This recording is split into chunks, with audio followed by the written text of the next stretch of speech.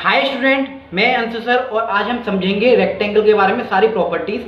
कहीं इसे पॉलीगन बोलते हैं, कहीं इसे क्वाड्रिलेटरल बोलते हैं, रेक्टेंगल बोलते हैं, पैरेललोग्राम बोलते हैं। भाई है क्या चीज़ ये आखिरकार, क्या है इसकी प्रॉपर्टी, क्या है इसके फॉर्मूले। तो चलिए इन सब के बारे में हम इस फिगर के जरिए सीखते हैं। देखिए स्टार्टिंग करते हैं इसकी फैमिली से। पॉलीगन, पॉलीगन को हम कहते हैं बहुभुज से, हिंदी में बहुभुज कहा जाता है पॉलीगन को। पॉलीगन वो आकृति होती है, वो शेप या वो फिगर होती है, a simple close curve figure होती है made up of only 9 segment. वो आकृतियाँ होती हैं जो बहुत सारी भुजाओं से, साइड को हम भुजा कहते हैं, भुजाओं से बनी हुई होती हैं और हर तरफ से क्लोज होती है। उसी पॉलीगन, वही जो पॉलीगन होती है, अगर 3 साइड से मिलकर 3 लाइन सेगमेंट से मिलकर अगर कोई शेप बने तो उसे ट्रायंगल बोल देते हैं। 4 साइड से मिलकर अगर कोई भी शेप बने तो उसे हम जो क्वाड्रिलेटरल बोलते हैं। क्या बोलते हैं? क्वाड्रिलेटरल। अब क्वाड्रिलेटरल के भी 6 पार्ट होते हैं, जैसे square, rhombus, kite, trapezium, rectangle और इसी से जो बनता है पैरेललोग्राम। तो पॉलीगन क्या आपने सीखा? पॉलीगन वो शेप्स होती हैं जो कि बहुत सारी लाइन सेगमेंट से मिलकर बनती हैं। 3 वाले को ट्रायंगल कहते हैं, 4 वाले को क्वाड्रिलेटरल कहते हैं। क्वाड्रिलेटरल में ही एक रेक्टेंगल आता है, ये एक पार्ट होता है। 5 वाले को पेंटागन कहेंगे, 6 लाइन वालों को, लाइन सेगमेंट वालों को हेक्सागोन कहेंगे। वहीं अगर 7 साइड वाला आपको अगर कोई शेप मिल जाए तो हेप्टागन कहेंगे। तो उसी में से इसीलिए इसे पॉलीगन भी बोलते हैं, क्योंकि पॉलीगन की फैमिली से बिलोंग करता है, क्योंकि लाइन सेगमेंट से मिलकर बना हुआ है और 4 लाइन सेगमेंट से मिलकर बना हुआ है, इसलिए इसे क्वाड्रिलेटरल कहते हैं।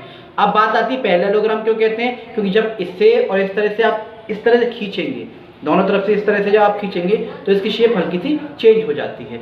तो आपको ये एक पैरेललोग्राम भी नजर आता है रेक्टेंगल से बना हुआ, इसीलिए इतने सारे इसके नाम हैं। अब हम इनकी चलते हैं प्रॉपर्टी पे। देखिए ये एक ऐसा क्वाड्रिलेटरल है जिसकी 4 साइड होती हैं और चारों साइड आप ढंग से देखेंगे, इसमें ये वाली साइड इसके बराबर होगी। अगर ये 5 सेंटीमीटर है तो ये भी 5 सेंटीमीटर होगी, जिसे हम लेंथ कहते हैं, लंबाई कहते हैं। ये वाली साइड इसके बराबर होगी, जिसे हम ब्रेड्थ कहते हैं। विड्थ भी आपको कहीं कहीं मिलेगी, लिखी हुई है ना, जिसे हम चौड़ाई कहते हैं इसकी। इसे हम b से डिनोट करते हैं और इसे हम l से डिनोट करते हैं। वहीं आप इसे गौर से देखिए, जब 2 साइड एक दूसरे से मिलेंगी रेक्टेंगल की तो एक एंगल क्रिएट करेंगी, एक कोण बनाएंगी। जो इंटीरियर एंगल होता है, आंतरिक कोण जो होता है इसका, हर एक एंगल 90 डिग्री का आपको मिलता है रेक्टेंगल में। रेक्टेंगल में कितना मिलेगा? 90 डिग्री का मिलेगा। रेक्टेंगल को हिंदी में हम आयत कहते हैं।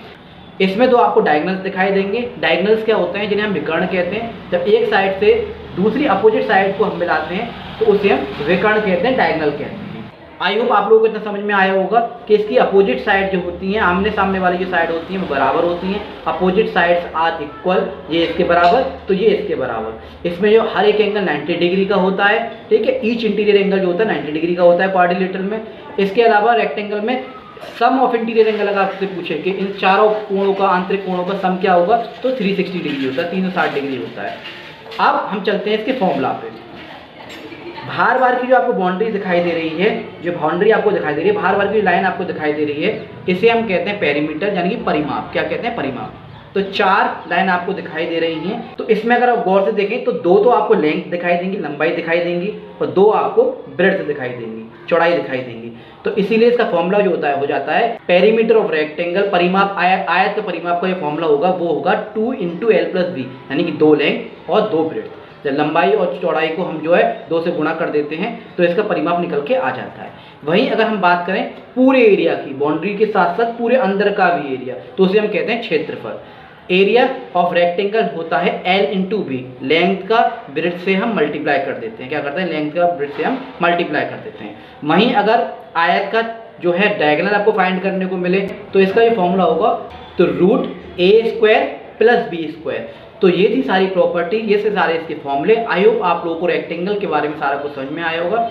ऐसी मैं कोशिश कर रहा हूँ ज़्यादा से ज़्यादा डीपली कंटेंट लेके आने की आप लोगों को, ताकि आपको हर फिगर अच्छी तरह से समझ में आए। इसके ढेर सारे क्वेश्चन आपको मिल जाएंगे, चैप्टर भी बहुत अच्छी तरह से पढ़ा रखे हैं। आई होप आप लोगों को वीडियो अच्छी लगी होगी। ऐसी वीडियो देखने की like, share and subscribe. Thank you, have a nice day.